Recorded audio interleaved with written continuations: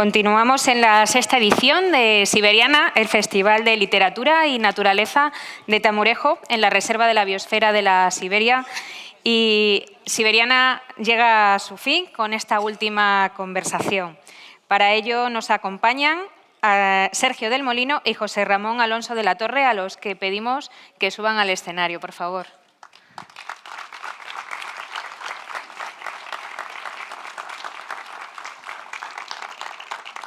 Sergio se mete en jardines sociales y políticos. Su ensayo «La España vacía» puso nombre y foco a una realidad que estaba delante, pero pocos querían ver. José Ramón cultiva las orillas, es cronista de frontera, de gastronomía y de lo que ocurre cuando uno camina despacio.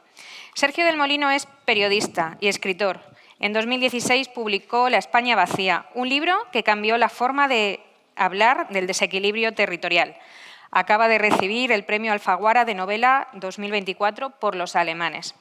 José Ramón Alonso de la Torre es articulista, cronista y viajero. Es autor de Un viaje por la raya y publica habitualmente en medios como Hoy. Su mirada es precisa, cercana y llena de humanidad. Sergio, José Ramón, muchísimas gracias y el escenario es vuestro. Hola, gracias. Gracias. Bien, buenas noches. Lo primero que voy a hacer, aunque nadie me ha dado autoridad para ello, es agradecerles no solamente que estén ahí, sino que es que están cada noche 4 horas. Decía, ya me lío con el nombre, a Nacho, que esto es como la ópera, porque una ópera de Wagner dura 4 horas también. Lo que pasa es que en la ópera hay 2 descansos y en los descansos la gente pues, le dan cava y se relaja. A ustedes no. Les han dado un abanico ayer y agua, es verdad, sí, perdón, que ya dice la alcaldesa lo del agua y la concejala y adiós. Pero bueno, quiero decir que da gusto esa tranquilidad, esa armonía, esa atención y ha sido un placer para todo este festival tener un público tan equilibrado, tan armónico. Que no soy armónico ni equilibrado soy yo. Ya han visto que enseguida he querido subir las escaleras antes de tiempo y cuando me llamaron por teléfono, me llamó Gaby para decirme que si quería charlar con Sergio del Molino, pues yo me hice un poco el interesante y dije, bueno, sí, bien, muy bien, gracias, sí. Pero cuando acabé la conversación, colgué y dije, guay. Entonces mi mujer dice, ¿qué pasa?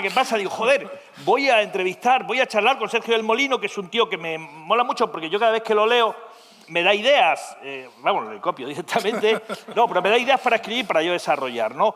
Entonces, pues me puse muy contento. Lo que pasa es que luego, cuando le decía a la gente, presumiendo, bueno, voy con Sergio del Molino ahora a finales de junio, y me decían, ¿Sergio qué? Y yo decía, joder, no lo conoce.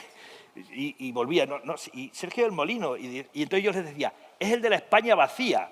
Entonces todo el mundo decía, ¡ah, coño, el de la España vacía! Porque es como un maravete, como ya un escudo, como su leyenda del escudo medieval, que el hombre de la España vacía. Es mucho más. Su libro Un tal González, a mí me encantaría preguntarle por un tal Sánchez, pero no va a ser así porque me voy a controlar. Los alemanes son los 2 que he leído, luego, bueno, he leído La España vacía contra la España vacía, Lugares fuera de sitio, y realmente, bueno, pues es un escritor que atrae, que atrapa, que entretiene, que divierte. Y el concepto de la España vacía a mí me gusta mucho, porque vivo en ella, porque he vivido en Cáceres, en Zamora, en Salamanca, en Pontevedra, que la zona interior es también España vacía, en Badajoz. Entonces, sí creo en ese concepto, pero no todo el mundo cree. Él un día iba en el coche y puso Radio Clásica. Y fíjense, en Radio Clásica de pronto se encuentra, lo cuenta en Ethic, una revista que les recomiendo, que se puede leer gratis, los artículos suyos, buscas allí, luego los lees todos, aunque también se puede comprar, una revista muy interesante. Y en Ethic cuenta que iba un día en el coche, puso Radio Clásica y de pronto se encontró que un escritor llamado César Javier Palacios decía, cuando hablamos de la España vacía me parece casi un insulto. No es cierto que la España esté vacía. Eso que llamamos España vacía es una España que está llena de vida, de gente haciendo cosas fabulosas, de pueblo, de naturaleza, y los que somos vacíos somos nosotros, los que vivimos en la ciudad. Y la semana pasada estuve en Galicia, en Vilagarcía de Arousa, donde viví 20 años, a presentar un libro. Y al acabar mi presentación me fui y entonces subieron Masín Huerta y Rosa Neiros. Y Masín Huerta dijo, a mí eso de la España vacía es un concepto que no me gusta nada. Y dijo ella, uy, a mí tampoco. Y dijo él, pues ya somos iguales en algo. O sea que lo de España vacía es un concepto muy polémico, un concepto que, aunque está asumido y ha supuesto una revolución para la política española y para otra serie y sobre todo para el pensamiento, etcétera, etcétera, sin embargo, es un tema que crea cierta polémica. Él dice que a los pueblos pobres no les gusta ser contados por extraños y cuando se cuentan a sí mismos idealizan una historia de honradez, esfuerzo y dignidad. Es decir, hombre, no nos gusta, o parece algo así, eso de ser la España vacía, parece que como que nos falta algo, ¿no?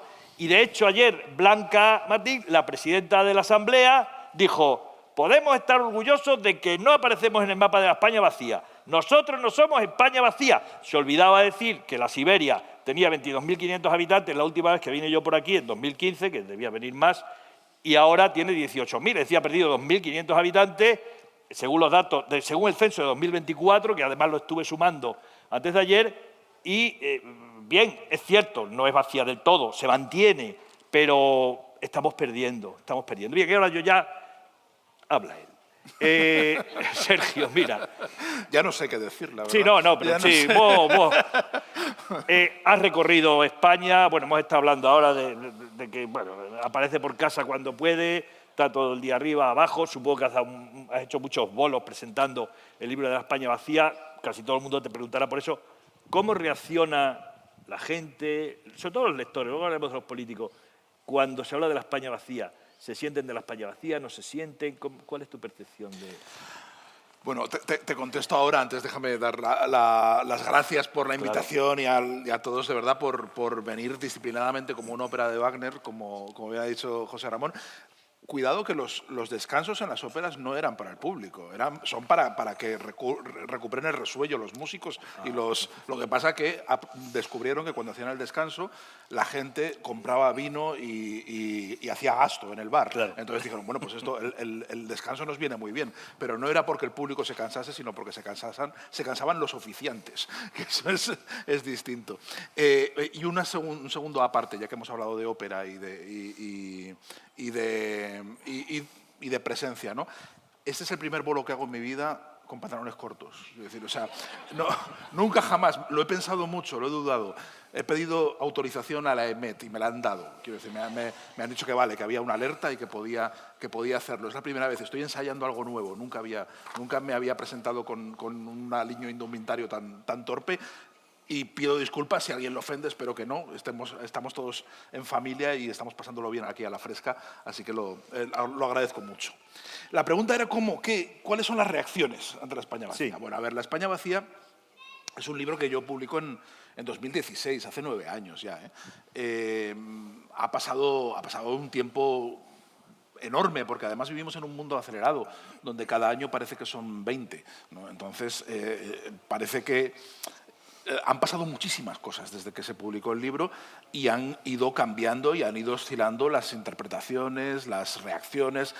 Han surgido otros libros, ha habido muchos debates, ha habido mucho movimiento en torno a la España vacía, con lo cual también han ido cambiando las reacciones y las lecturas de un libro que también ha ido cambiando, porque yo iba modificando cada edición. Como es un ensayo, pues había cosas que a mí me parece que eran mejorables y yo aprovechaba las reediciones, aprovechaba que el libro estaba muy vivo, se vendía mucho, pues para intervenir en el libro, cosa que no he hecho en otros libros míos, ¿no? Yo el libro lo doy por terminado y ahí está. Bueno, pues La España vacía yo la he cambiado mucho y la última edición que tenéis de La España vacía, que supongo que es la que tendréis aquí a la venta, difiere no sustancialmente, pero sí que he intervenido mucho con respecto a la primera edición. Y parte de la intervención ha tenido que ver con el contacto que he tenido con los lectores, ¿no? Y con lo que me han ido contando. A mí lo que más me ha emocionado y lo que más y creo que está en el germen de todo lo que sucedió después con La España vacía, es la reacción emocional que hubo con el libro, ¿no? Una reacción que a mí me sorprendió mucho, porque La España vacía es un ensayo literario, es un ensayo cultural. Ni siquiera es un ensayo con un contenido político especialmente marcado, lo tiene más hacia el final.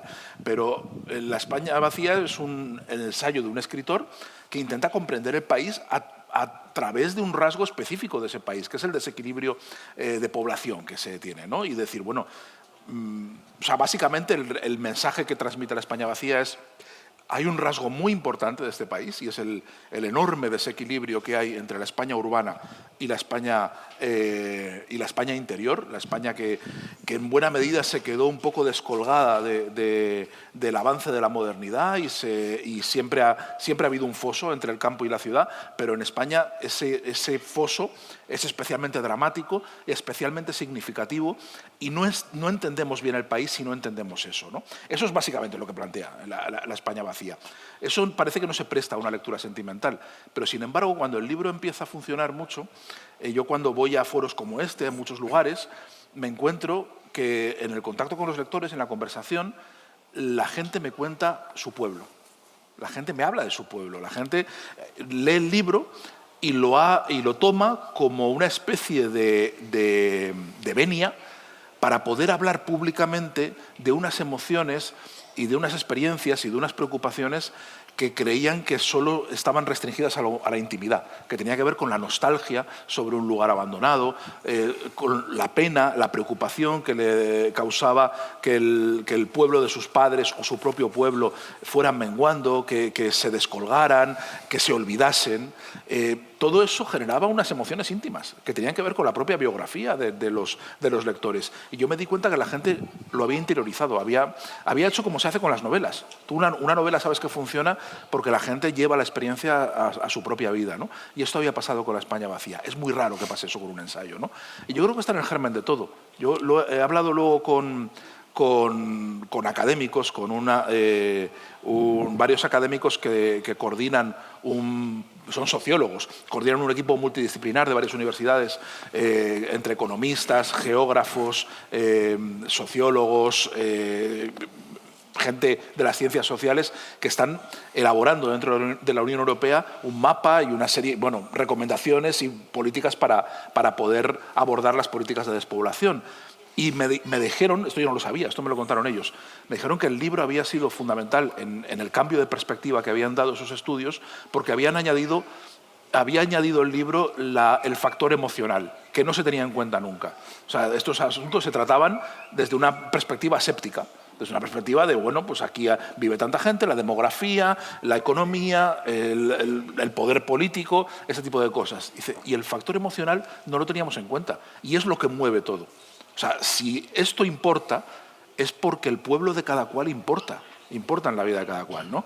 Y esto, que parece tan sencillo, pues hasta que no lo vieron en un libro, pues parece que no se tuvo en cuenta. Y eso creo que es lo más relevante y lo que yo me he encontrado en los lectores todavía hoy como parte de la relación emocional. Más allá de toda la disputa política, la bronca, que haya gente que le gusta, que no le gusta, yo la verdad que me lo tomo todo con mucha deportividad.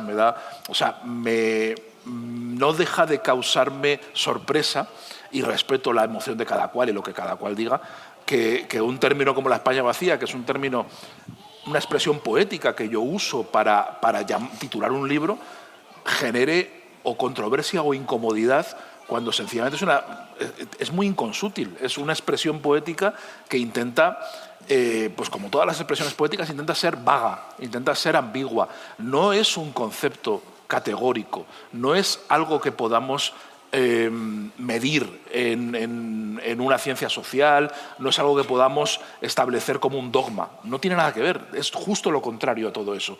Yo entiendo que los dogmas enfaden, yo entiendo que el intento de establecer verdades enfaden, pero que un término poético enfade me resulta llamativo. Hay cada cual, evidentemente, pero vamos, yo no voy a ponerme a discutir con alguien que se siente... Yo creo que vivimos en un mundo donde la ofensa es muy fácil y estamos muy proclives a sentirnos ofendidos por cualquier cosa. Y eso, pues oye, lo respeto y lo entiendo, no hay problema por eso. Muy bien. Bueno, acabas de decir que te has atrevido a venir en algo que en Cáceres, solo en Cáceres, y los que sois aquí de Cáceres lo sabéis, calzonas. Fuera de allí son pantalones cortos. Pero voy a hacer un juego un poco estúpido. ¿Puedes enseñar tus zapatos un momentín al público? Sí, ¿puedo? Sí, vale, ahora enseño yo los míos. No estamos de acuerdo, son iguales, claro, son iguales. Bueno, maravilla. Pero lo gracioso es que hay más cosas en las que tenemos alguna semejanza. Por ejemplo, él escribe en La España vacía, el subtítulo es Viaje a un país que nunca fue. Yo tengo un libro, el último que he sacado, que se llama Un país que nunca se acaba.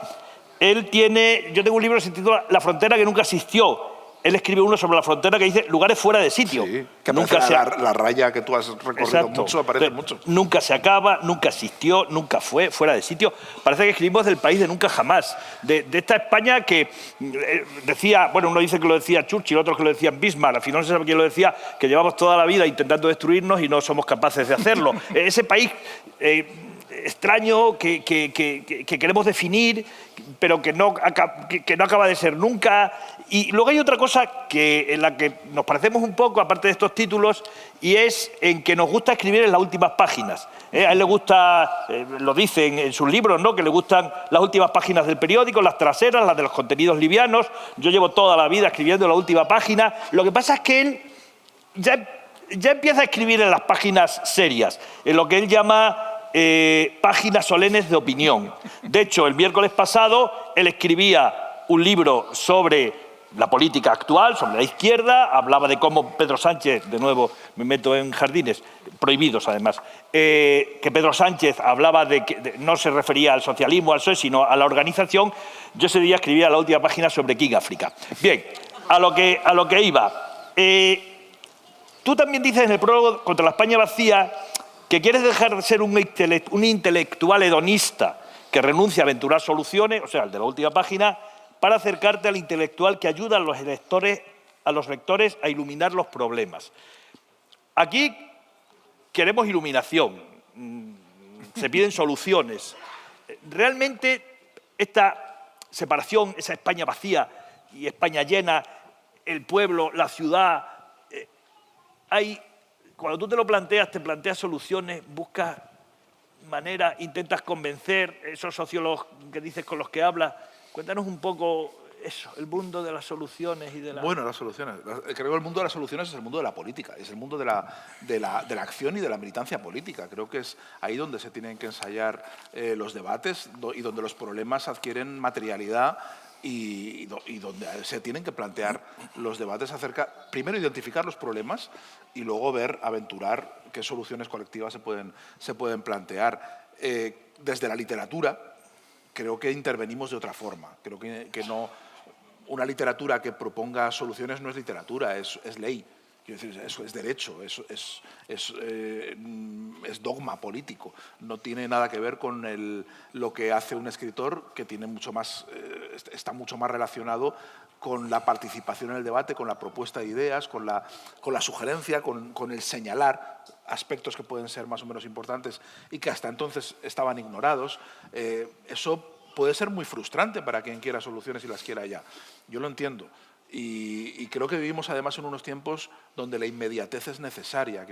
Todos los que tenemos Netflix, cuando se tarda en cargar el episodio nos ponemos nerviosos. O sea, vivimos en un momento en el que queremos que se apriete un botón y las cosas sucedan ya, porque nos hemos acostumbrado, ¿no?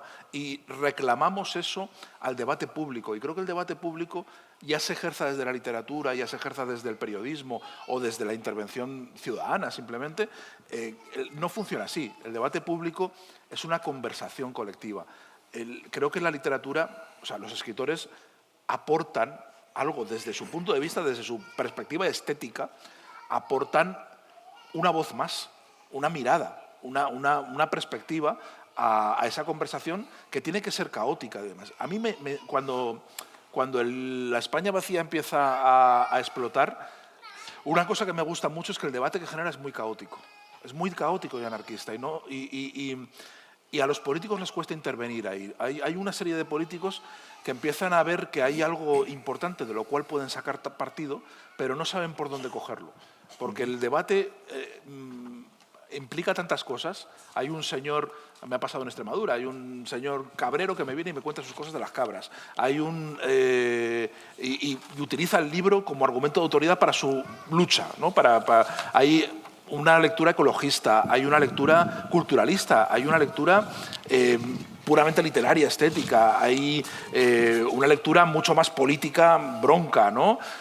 Hay muchas lecturas y todas se van entrecruzando y se van mirando, y a mí me parecía que eso era lo relevante y la mayor aportación que puede hacer la literatura al debate público, que es animarlo, agitarlo para que el debate eche a andar, eche a correr, ¿no? porque creo que la democracia de forma institucional es deliberativa, pero de forma social es una conversación. La conversación no lleva a un fin en sí mismo. La propia conversación es la democracia. Y de ahí pueden salir cosas. Y de ahí podemos mejorar y podemos ahondar en esa idea de progreso guadianesco de la cual hablaba Nacho en la charla anterior, ¿no? Y podemos encauzar las sociedades por un lado o por otro de forma colectiva. Pero el intelectual o el escritor ya no es, y creo que nunca lo ha sido, creo que solo lo ha sido de forma como un espejismo, ya no es un faro, no es un cura, no es un líder que ilumina a la masa y le dice vamos por aquí todos juntos.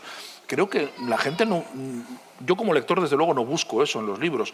Creo que la mayoría de los ciudadanos no buscan eso en los libros. Creo que lo que buscamos son guías argumentales, gente que nos señale espacios a donde mirar para poder participar nosotros también en ese debate, ¿no?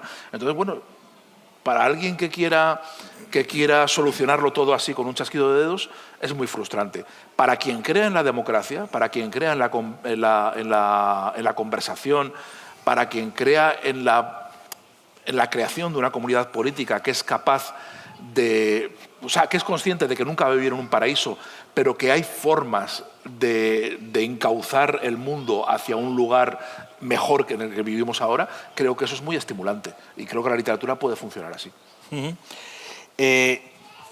Extremadura es campo, Extremadura es el paraíso del hippie, el paraíso del cazador, es un lugar, los cantantes de rock, yo recuerdo el último, Manolo García, acabó su concierto y dijo, no cambiéis nunca, seguís teniendo este medio ambiente, seguís teniendo esta tierra tan bonita, tantos pájaros, tanta libertad en el campo, este aire puro, pero luego hacen las maletas y se vuelven a la ciudad grande, ¿no?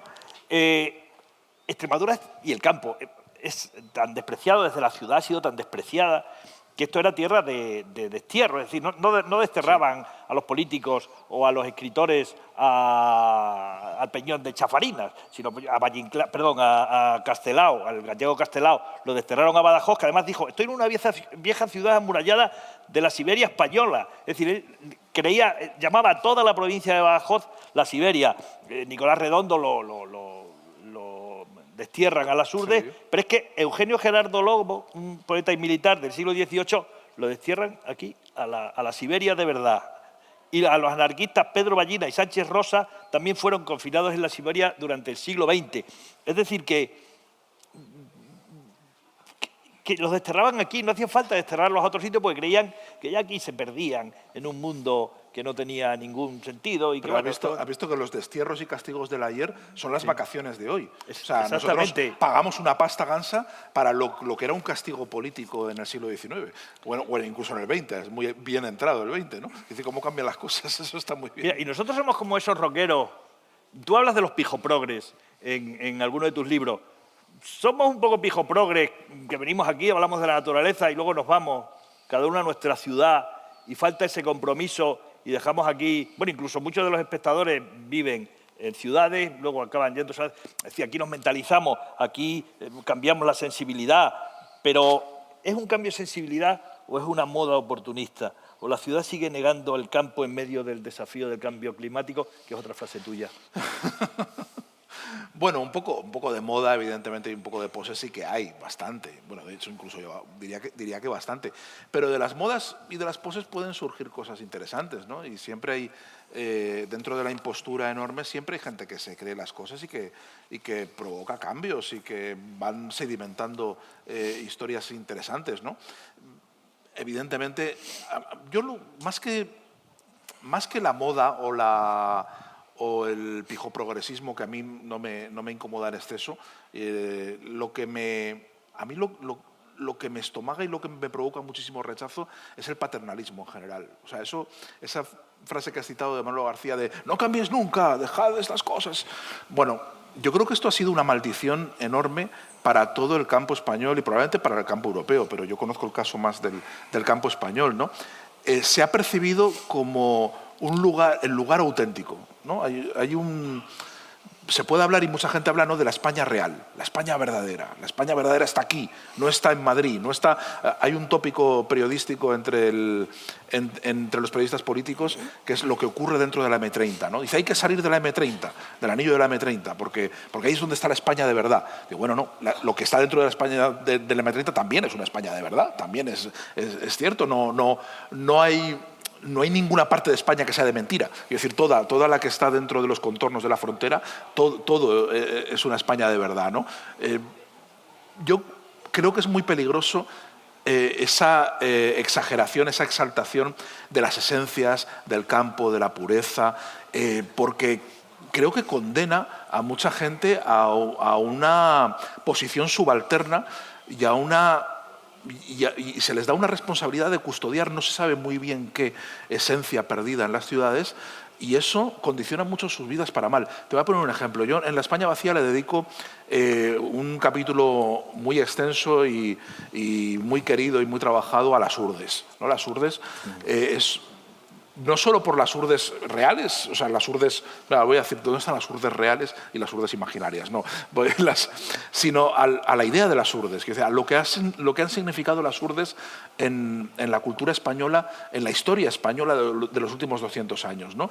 Que se convirtieron, a principios del siglo XX, se convirtieron en el símbolo de la pobreza, en el símbolo de todo lo que funcionaba mal, de todo lo que había que arreglar en España, ¿no? Las urdes eran una mancha enorme, una maldición que estaban en el corazón de España y que hasta que no se solucionase el problema de las urdes, España iba a ser un país maldito, ¿no? Hasta siempre, iba a tener esa culpa.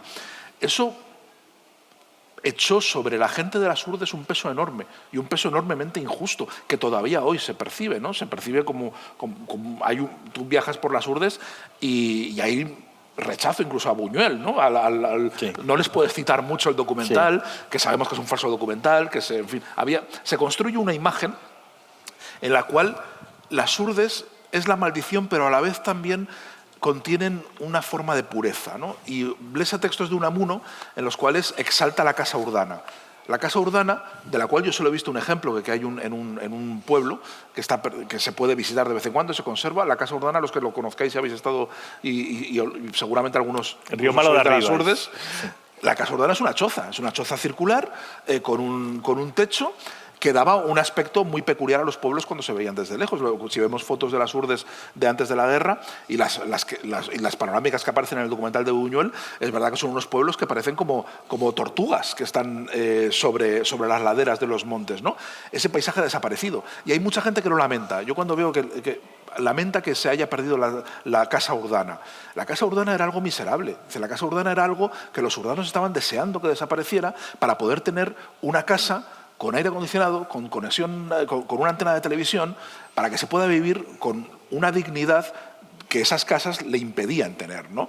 Sin embargo, cuando se lamenta que se ha desaparecido ese paisaje, y que es verdad que muchos pueblos de las urdes son feos, arquitectónicamente feos, urbanísticamente feos, porque los urdanos han querido vivir como se vive en la ciudad, en cuanto han tenido posibilidad, con las mismas comodidades, y tenían todo el derecho del mundo. ¿Y eso que ha supuesto? Perder las esencias, ¿no? Bueno, yo creo que cuando acusamos a muchos pueblos de haber perdido las esencias, les estamos echando una acusación injustísima, porque les estamos negando la posibilidad de vivir una vida en dignidad como las que vivimos en las ciudades, donde a nadie se le ocurre reprochar la pérdida de esencias. Bueno, ahora sí, ahora tenemos muchas cosas de la gentrificación y hablamos mucho de que las ciudades pierden las esencias. Pero es que las esencias no existen. Hablabas al principio de los países imaginarios, de que, como titulamos, tiene que ver con eso. Tiene que ver con que nosotros nos hacemos unas expectativas, unas ideas de lo que debe ser el campo, de lo que debe ser un pueblo, y cuando lo visitamos desde la ciudad con ese postureo, queremos que se cumpla. Cuando venimos a un pueblo como este, desde la ciudad, pues queremos que el pueblo responda a unas expectativas. Y si resulta que la gente del pueblo ha hecho su vida de otra forma, conforme a sus criterios y no a los criterios del visitante que viene el fin de semana, pues nos decepciona. Nos parece que están traicionando algo. Yo creo que eso es tremendamente injusto. Yo creo que Manolo García, la próxima vez que venga, no tendría que echar sobre los extremeños una responsabilidad que no les corresponde también, ¿no? Mantener, bueno, en fin, vamos a preocuparnos cada uno de lo nuestro, no pasa nada. Vale, aquí no vino Buñuel, pero venían los viajantes de comercio. a la Siberia, bueno, a la comarca de Los Montes, que es como se llamaba, y empezaron a llamarla la Siberia. Ese nombre se fue extendiendo en Madrid y empezaron algunos periódicos a hablar de la Siberia. En tiempo de Primo de Rivera se mandó una orden al gobernador de que multara a todo el mundo a quien hablara de la Siberia. Pero fue imposible. La Vanguardia, ABC, ya le dieron el nombre de la Siberia y eso se extendió.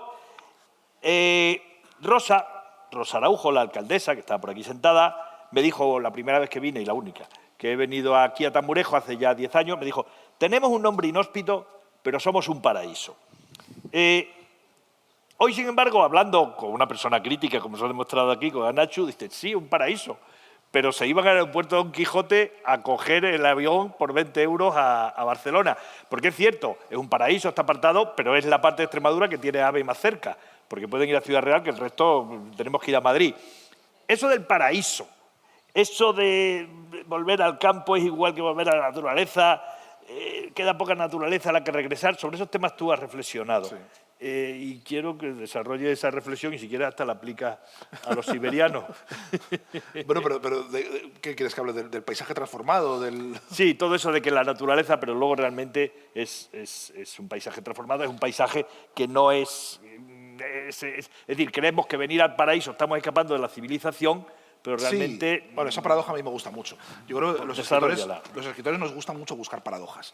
Creo que en la paradoja explota muchas veces la literatura y explota el argumento y explota la incomodidad también. Y a mí,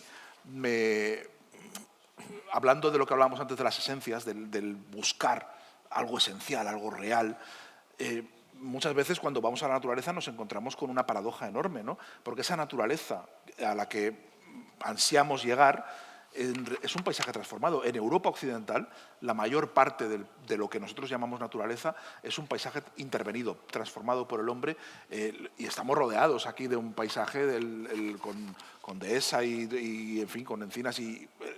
La ganadería ha transformado las actividades agrarias, han transformado radicalmente el paisaje de España y es muy difícil encontrar lugares no intervenidos por la mano humana, ¿no? Entonces, bueno, yo he jugado un poco con la paradoja de decir, bueno, no podemos escapar de la intervención humana. Nosotros creemos que perseguimos una pureza, perseguimos un lugar donde el ser humano no haya puesto su zarpa, pero desde luego en nuestro entorno es muy difícil. Es muy difícil, nos tenemos que ir a cumbres muy altas, nos tenemos que ir a desiertos muy lejanos para poder encontrar un lugar donde realmente la actividad humana no haya puesto su impronta de forma radical, ¿no? Incluso en la fauna. Además, estamos en una iglesia llena de cigüeñas. Quiero decir, o sea, que la convivencia entre los animales, la flora y el ser humano es mucho más compleja que todo eso. Y tenemos que ser conscientes de ello. Yo creo que ser consciente de ello es una riqueza, es una forma más consciente de poder vivir en el mundo y nos libra de maniqueísmos y nos libra de simplificaciones. Y creo que una vida sin maniqueísmos y simplificaciones es una vida mejor.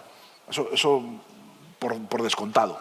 Y creo que una acción política o un debate político planteado sin maniqueísmos y sin simplificaciones es un debate político mucho mejor.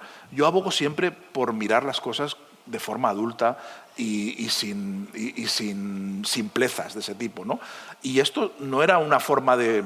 O sea, cuando yo escribo eso en Contra la España vacía sobre cómo el paisaje está, desde luego en Europa es evidente, está completamente alterado por la acción humana, no tenía una vocación de frustrarle el viaje a nadie, ni la contemplación del paisaje, ni el disfrute por la naturaleza, sino que intentaba añadir un punto más, un punto de vista interesante que yo creo que es relevante a la hora de plantear incluso políticas conservacionistas, incluso la mirada que podemos tener sobre ese paisaje y qué hacemos con él, ¿no? Sí, tenemos que comprenderlo bien para poder saber qué hacemos luego y cómo intervenimos, ¿no? Buena parte de la acción política contemporánea consiste en saber qué hacemos con ese paisaje. Bueno, el paso previo es comprenderlo, es comprender que ese paisaje también ha sido intervenido. Eso no da carta blanca para intervenir como queramos. No, es que como llevamos desde el Neolítico alterando, roturando, cambiando este paisaje, ahora tenemos manga ancha para poder seguir haciéndolo todo el tiempo. No. O sea, no es una coartada para rehuir los problemas actuales, sino una forma de entender que no es una lucha entre un territorio virgen inalterado por el ser humano y la acción perversa, mala de los seres humanos que vamos como bulldozers destruyéndolo absolutamente todo. Creo que las cosas son mucho más complejas y si añadimos esa complejidad al debate, creo que nos enriquecemos todos.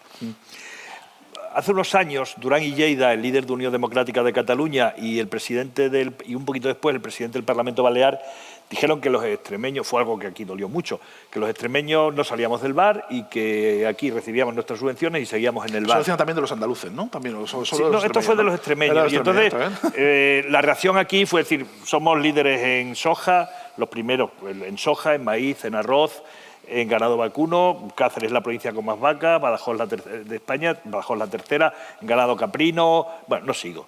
Y todo eso sin salir del bar. Tú fíjate, si llegamos a salir del bar, ¿no? Tú dices en tu libro que la España vacía era una herramienta narrativa para que el señor de Barcelona no sintiese que los de Badajoz le robaban el dinero. Pero parece que en eso no ha hecho mucho efecto. Lo que sí ha hecho efecto es que en muchos de estos pueblos, y fue además, lo de la España vacía no era directamente por el libro, pero el libro sí que extendió ese concepto, y entonces empezaron a salir, en vez del señor de Badajoz, que se hace de Barcelona, que se solidariza con los extremeños y tal, lo que sale es un montón de movimientos regionalistas o provincialistas. Y aparece Teruel existe, el sorianismo de Soria ya, León ruge, Cáceres se mueve, Cáceres está viva, Forzados de Almadén, Jaén merece más, Repuebla León, Paisanos de Sancho, que esos son de Ciudad Real. ¿Cómo te sientes inspirando el cantonalismo español del siglo XXI? Declino toda responsabilidad. No, o sea, no me echen a mí ese... Por favor. O sea, yo soy un pobrecito escritor, a mí no me fastidien con esto. No, pero es un cantonalismo, es verdad. Mira, ¿sabes quién cuando empieza... Bueno, Teruel existe es un movimiento que... De todos los que has citado... Sí, un poquito más serio, parece. Teruel existe y Soria ya son los movimientos de más arraigo, más... en fin, con más apoyo social y con más años de trabajo, ¿no? Porque empezaron a trabajar a mediados de los años 90, los dos. O sea, que llevaban ya una trayectoria cuando La España vacía sale. De hecho, yo recojo sus luchas y aparecen mencionadas en el libro. Pero claro, a partir del libro y a partir de todo, y en esas elecciones siguientes es cuando estalla todo el fenómeno y cuando Teruel existe cree que va a tener 400 diputados en el Congreso y que va a ser... que está convirtiéndose de un movimiento ciudadano en un movimiento político, ¿no? Y ese paso que yo he criticado mucho, el salto del movimiento ciudadano al movimiento político, ¿sabes quién es el primer medio de comunicación que me llama cuando Teruel existe empieza a explotar políticamente? Me llama TV3 para una tertulia, para que comente esto. ¿Por qué? Y me llaman para debatir con gente de Esquerra también republicana, porque los primeros que se fijan, además, de una forma, yo creo que un poco paternalista, es algunas fuerzas en ese momento muy, muy potentes independentistas que ven un reflejo, que ven que Teruel existe es una extensión de ese movimiento de repulsa al centralismo que está emergiendo por todas partes, que primero ha emergido en Cataluña y que se va extendiendo a otros lugares que se consideran apartados, que se consideran marginados y que se van contagiando de eso, ¿no? Yo siempre he sido muy crítico con las posturas de Teruel existe y de las posturas políticas y de todos estos movimientos que creo que se han atomizado mucho porque creo que se han movido en un cortoplacismo enorme y han entendido la lucha política como una confrontación muy básica, muy elemental, ¿no? Y a mí la parte del debate político que me interesaba de la España vacía era precisamente la de la cohesión de una comunidad política. Es decir, no porque a mí me interese España en especialmente, es decir, no porque a mí creo que todos los países son una ficción, creo que todos los países son construcciones literarias más o menos afortunadas o más o menos fallidas, ¿no? Pero cuando un país logra establecer una convivencia democrática, ese país, eso es un bien a custodiar, y a potenciar, ¿no? Y creo que cuando tiramos con muchas fuerzas cada uno por un sitio, ese bien corre el riesgo de explosionar, llevándonos a un lugar incierto y a un lugar donde probablemente esa democracia tenga que empezar de nuevo y tenga que plantearse muchas cosas de cero, ¿no? Yo soy partidario de trabajar sobre lo ya hecho. En general, en todo, ¿eh? Quiero decir, o sea, si yo heredo una casa, me gusta, no tiraría la casa de arriba abajo para hacerla de nuevo, aprovecharía todo lo que hay. Y trabajo como escritor, soy consciente de que trabajo sobre una tradición y que me muevo, como dice el tópico, sobre hombros de gigantes, ¿no? Y soy consciente de que las cosas... El mundo no se hace cada vez que nace alguien, y creo que la política no empieza cada vez que un movimiento político dice que empieza. Creo que hay una historia y que de esa historia podemos aprovechar muchas cosas, una historia y un presente, ¿no?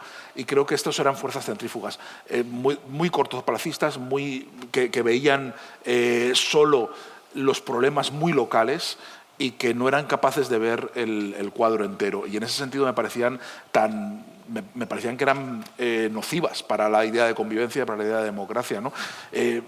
No han prosperado, y no ha sido por mí, es decir, yo no he hecho nada ni porque prosperasen ni porque no prosperasen, ¿no? Pero quiero decir públicamente aquí que yo nunca he sido padrino de todo eso, por mucho que hayan enarbolado mi libro o lo hayan podido decir a favor o en contra. Tampoco he sido, creo que, una persona especialmente grata para muchos de ellos, porque yo cuando he participado en debates públicos he mantenido estas posturas y no son cosas que les gusten escuchar, con lo cual no niego, como dicen los tertulianos, niego la mayor. Y este neocantolanismo que se ha esbafado ya, quiero decir que no emergió rápido y se truncó rápido, como casi todo en este mundo ahora mismo y como casi todo en política últimamente. Me desligo por completo de todo ello. Vamos a hablar ahora de otro movimiento que ha emergido, del cual no te culpo. Bueno, a ver, si es bueno, igual me apunto. Bueno, ahora nos dices tú si es bueno o malo. En sus libros, yo leyéndolo y releyéndolo, se aprenden muchas cosas y además se refrescan otras, se complementan conocimientos que tienes, por ejemplo, sobre el carlismo, ¿no? Lo explica muy bien, el carlismo lo explica muy bien, el carlismo, movimiento montaraz, rural, y él habla de que es una venganza de la España que empezaba a vaciarse contra una España que empezaba a llenarse. Eso fue hace 200 años o 150 años. ¿Vox puede ser el nuevo carlismo? Es decir, el voto a Vox a Vox del campo no es una continuación de esa venganza de la España vacía. No, porque hay mucho voto, sobre todo en algunas regiones. No, en absoluto. No, porque el carlismo ha mutado en formas nacionalistas. Quiero decir, parte del carlismo ha mutado tiene más que ver con el cantonalismo que con esa tradición. No, el Vox tiene más que ver con el nacionalcatolicismo franquista, no el carlismo de Navarra, que estaba circunscrito a Navarra, y así fue como Franco lo neutralizó, lo dejó, les dio un Estado, les dio un territorio prácticamente independiente para que hicieran con él lo que quisieran, y así los neutralizó, y así neutralizó el carlismo, y lo dejó totalmente inoperante, ¿no? No, el carlismo es mucho más fiero, mucho más complejo, mucho más peligroso, mucho más teocrático de lo que nunca jamás será Vox. El carlismo lo podemos ver de una forma folclórica, pero es una fuerza temible, una fuerza que todavía no está bien contada. El carlismo sí que es verdad, en parte se expresa como una fuerza del campo contra la ciudad porque no le queda más remedio, porque los carlistas fracasan en su intento de tomar el país, y fracasan porque los núcleos urbanos son liberales. Entonces se tienen que replegar en el campo.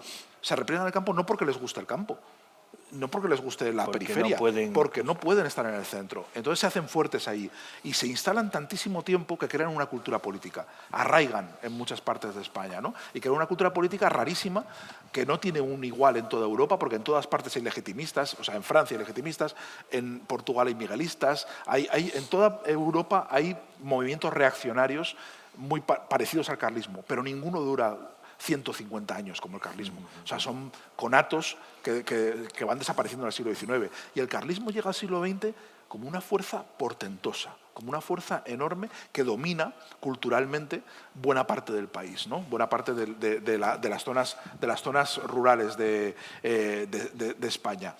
Y es que al carlismo no lo hemos contado bien. Yo creo que al carlismo le falta todavía una novela y una película. Y yo no pierdo la esperanza todavía de contarle a Tarantino, contarle el carlismo para que haga una... O sea, pero es que el carlismo es Tarantino. O sea, vosotros concebid un cura trabucaire.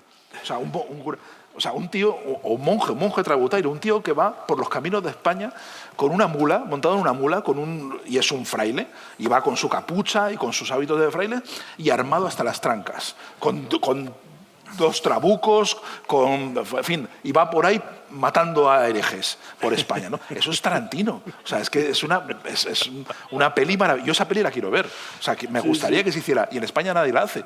Porque como el cine español no tiene presupuesto para eso, haría un carlismo intimista. Ya. O sea, nos contaría las tribulaciones en primer plano de un carlista enamorado. Ya. De un carlista enamorado de una liberal, ¿no? Pero no vamos a ver al cura pegando tiros y cargándose a la gente por el monte, ¿no? Que es lo que queremos ver, ¿no? Sí. Tenemos es una cultura política tan extraordinaria, tan mal entendida y que ha empapado tanto España que no somos conscientes de lo muy presente que está por todas partes. Pero el carlismo todavía hoy configura buena parte de las instituciones políticas que tenemos. En buena parte del Estado de las autonomías existe porque existió el carlismo. O sea, el hecho de que se hayan recuperado instituciones medievales y tengan una legitimación democrática, eso existe por la tradición carlista. Si el marqués de Cerralbo, que fue uno de los últimos jefes carlistas a caballo entre el 19 y el 20, que fue de los que primero aceptaron un poco no la democracia, el parlamentarismo. O sea, de los primeros que dijeron, pues igual, en lugar de estar pegando tiros en el monte, igual podemos presentarnos en las elecciones y a ver si tenemos un grupo parlamentario. El primero que cometió esta locura, que los otros dijeron, ¿qué dice este tío? Si aquí lo que se trata es de pegar tiros, no, esto no es... Pues este tipo que luego encauza un tipo de carlismo semidemocrático o algo parecido, si es que eso puede serlo, ese hombre, si ve el proyecto de ley del Estado de las Autonomías y ve el desarrollo posterior del Estado de las Autonomías, diría, lo compro. Lo compro. O sea, me parece que hemos llegado a un entendimiento, ¿no? y que el carlismo puede vivir en este Estado, ¿no? Y no somos conscientes de lo mucho que ha empapado nuestra cultura política. Vámonos a la raya, la frontera más larga, 1.292 kilómetros de la Unión Europea, la frontera más antigua, es la más antigua, desde 1.200 y pico, y la más pobre de la antigua Unión Europea. Vale, tú cuentas en lugares fuera de sitio, hablas de varios sitios, hablas de 2 sitios de la raya, pero me voy a centrar en uno que está entre Zamora y Trasosmontes, que es Río de Honor y Río Honor de Castilla. Y tú cuentas cómo ese pueblo doble, en la diferencia entre los 2 pueblos, como en el Río Honor castellano, la iglesia está cerrada, las campanas no suenan, las casas están alicatadas al techo, y en el Río Honor portugués hay ese río tan bonito, lleno de flores, las casas se mantienen su arquitectura. Hay otros 2 pueblos dobles que no sé si conocen, que están aquí en la provincia de Badajoz, en la Codosera, están los 2, el Marco y Marco, que tiene el puente internacional más pequeño del mundo. A un lado está el Río Honor portugués con sus chimeneas antiguas, su comercio antiguo, sus casas blancas, y al otro lado el Marco español, que tiene las casas efectivamente alicatadas hasta el techo, y la rabaza y la rabasa. Bueno, a lo que iba. Es distinta, yo no sé si es porque el dinero ha llegado antes que la cultura a la parte española y entonces eso ha creado ahí una disfunción, pero es distinta la ruralidad, esa rayana portuguesa, y podemos extenderla a todo el país, a la ruralidad española. ¿Se mantienen allí más eso de las esencias tan peligrosas? Bueno, creo que Portugal ha tenido, creo que ha gestionado peor que España la inmensa cantidad de dinero que llegó con los fondos europeos, y creo que ha olvidado más. El olvido que hay del Portugal interior probablemente sea mayor que el que ha habido en España, ¿no? Creo que en esencia puede haber pocas diferencias, pero cuando hablamos de desproporción entre un mundo urbano y un mundo rural, en Portugal es mucho mayor. Y sin embargo, fíjate, el ejemplo que has puesto de Río Honor sucede con el mundo al revés, porque el pueblo rico es el portugués y el pueblo pobre es el español. O sea, ahí no es una cuestión de que hayan guardado las esencias en un lado o en otro. El restaurante está en el pueblo portugués, el camping, la casa rural, la iglesia restaurada, que suena 1 hora antes que la iglesia española, porque por la diferencia horaria, está en el lado portugués, y eso probablemente se deba todo a Saramago, porque Saramago hizo un viaje por Portugal y destacó, empezó en Río de Honor, el pueblo portugués, y eso hizo que se fijaran en él, invirtieran.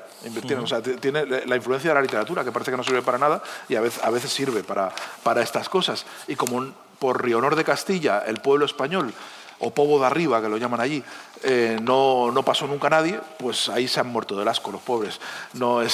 Entonces, es verdad que la iglesia está hundida, no suena el reloj, y es verdaderamente triste y muy impresionante ver cómo un mismo pueblo, porque es el mismo pueblo, puede tener una decadencia tan grande según caiga a un lado o al otro de la frontera, que la frontera está marcada con una cadena, una cadena que pasas y te da para... Yo ahí pensé mucho en lo importante que son, lo muy relevantes que son para la vida de la gente el pertenecer a un país, ¿no? Y eso parece que cuando vivimos lejos de las fronteras no nos damos cuenta de lo importantísimo que es, pero cuando la cosa es tan dramática que aparece ahí, pues sí que lo vemos. Pero en general el caso de Río Honor es un caso extraño, porque generalmente el lado portugués, si tú bien lo sabes, está bastante más desmejorado que el español en casi todos los kilómetros de la frontera. Muy bien, pues acabó Siberiana. ¡Qué brusco ha sido esto! ¿Ya está? Así. A casa Siberiana interruptus. En un artículo, a ver, venga, que yo soy profesor de instituto y aquí no se puede alborotar la clase. En un artículo que publicó en febrero, titulado La vida se compone de treguas, en la revista Ethic, él habla sobre un libro, de un puente sobre el río de Drina, y habla de que los habitantes de Visegrado pues llevan en la sangre la certidumbre de que la buena vida se compone de treguas. Siberiana es una tregua. Ahora nos vamos cada uno a nuestro sitio. Y igual nos olvidamos de todo lo que hemos aprendido aquí, de todo lo que hemos reflexionado aquí, o igual no. Espero que Siberiana sea, además de una tregua de 2 días de buena vida, quede un pozo, quede algo que siga manteniendo esto. Además, creo que la Junta de Extremadura, la Diputación, habéis sentido, el Ayuntamiento, habéis sentido que esto es vuestro, que aquí estáis muy a gusto, que esto es un lugar maravilloso donde se debate de todo, donde se habla de todo y donde salen tantas ideas para llevar adelante, que yo creo que Siberiana merece que siga aquí en Tamurejo durante muchos años más. Y en este tiempo de tribulación y de predicadores y demás, pues ha triunfado un pensador, toma ya. Así es que muchas gracias, Sergio, por venir, muchas gracias por todo lo que nos ha contado y ustedes, pues nada, se acabó la ópera, pueden levantarse. Muchas gracias. Muchas gracias. Muchas gracias.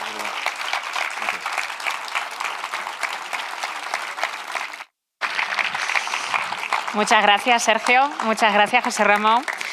Bueno, pues efectivamente, como ya ha dicho José Ramón, que ha hecho una despedida perfecta, se ha terminado Siberiana. Gracias a todos. Les citamos para el año que viene en el 7º Festival de Literatura y Naturaleza de Tamurejo, en la Reserva de la Biosfera de la Siberia. Buenas noches a todos. Muchas gracias.